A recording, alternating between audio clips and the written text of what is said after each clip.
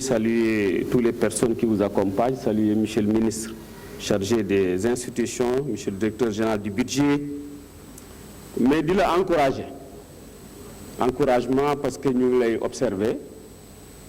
Vous êtes en train quand même de faire du bon travail.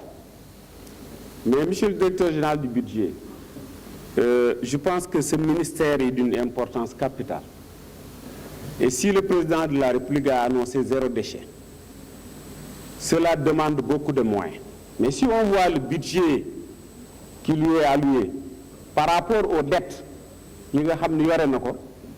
parce que si vous faites un peu de dara, dërëm, ren ñu jox la ñaari 15, ca nga yor boru 15, day poser problème. Xam naa xale yi sax xamuñu luy 15. Loolu day wane ni rek budget le ministère la boo xam ne war nañ ko renforcer du point de vue budgétaire. Parce que si nous voulons que nos villes soient propres, il faut que nous mettions les moyens. À ce niveau-là, non seulement il y a un problème de moyens, mais il y a un problème de mutualisation également des actions. Parce que nous avons un problème de barena. Il y a des pelles, des brouettes, etc., des communes. Bien que je n'ai pas de mais, si le ministère de l'Environnement, moi je pense qu'il y a une nécessité de recentrer quand même fonction de services dans le cadre d'une meilleure répartition des services de l'État. Parce que dans l'environnement, collectivité locale, il faut que nous centraliser une structure mais quand il a immédiatement des responsabilités, il pose des problèmes. La deuxième chose, c'est pour Tahirek. C'est une question à l'objet. Qu'est-ce que tu as dit, mairie Dakar, mairie Matam Bay, et mairie Ndindignooyam. C'est tous des mairies. Toutes des mairies. Et puis, on s'appelle maire. Amoul petit maire, amoul grand maire, amoul fenen. Donc, il faut penser aussi aux communes, aux petites communes. Dans le cadre d'Embali, je vous ai posé la question en commission. Quand je vous dis pourquoi Ndangalma n'est pas Ndindi. En mettant, évidemment, entre guillemets, la notion de conflit d'intérêt à ce niveau, je ne développerai pas. Mais pensez quand même aux communes rurales et surtout à la commune d'Indindi. Monsieur le ministre, les logements sociaux, nous saluons beaucoup les logements sociaux.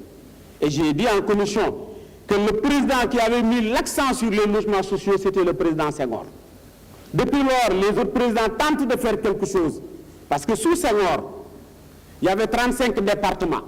Tous les 35 départements ont un HLM. Amul benn boy dem amul HLM. Département yi nga xamni mo ci gënoona doy war sax amon nañ HLM yu démé ni ay Gossas ak ay Linguère ak légui ñu ngi développer parce que dans l'attelage gouvernemental ils ont de gros calibres.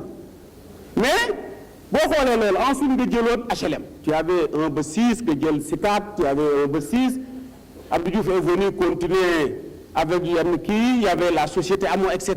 C'est pourquoi aujourd'hui, quand vous déclarez les 100 000 logements, mais nous ne pouvons que nous féliciter de cela. Je pense que vous êtes sur la bonne voie. Mais le Sénégal a un problème de suivi. Parce que vous pouvez faire une action tout de suite, mais quand il n'y a pas de suivi, ce que disait ma nièce tout à l'heure là, s'il n'y a pas de suivi, le lendemain, les gens vont revenir. Il y a les rues de Dakar, il y a beaucoup aujourd'hui qui sont très bien espacées, parce que tout ce qui gênait a été déguerpi. Mais si vous n'avez pas un regard attentif, demain ils viendront encore s'installer davantage. Cela nécessite donc la création d'une brigade de suivi de ces actions-là pour que le bagne le soit. Et là où je vais terminer, c'est de vous demander de faire attention aux pôles. Aux pôles pour ne pas créer des problèmes sociaux. J'ai vu tout récemment une marche à Yen. Parce qu'il y a eu le pôle d'Agde-Holpa qui est là-bas, ça demande de discuter avec les populations. Et là, non seulement je vous interpelle, mais j'interpelle ici également mon ami et frère, le ministre des Finances qui vient d'arriver, parce que les domaines de l'État aussi sont domiciliés aux finances. Nous avons vu des gens qui viennent, qui se présentent, des individualités qui viennent avec des bails de 10 hectares, de 15 hectares, de 20 hectares dans cette zone. Or, Yen, Magana Dakar, 300 ans. Des gens qui, leurs ancêtres, les terres-là, utiliser ces terres-là, on vient un beau jour, leur dire que fille, avec président.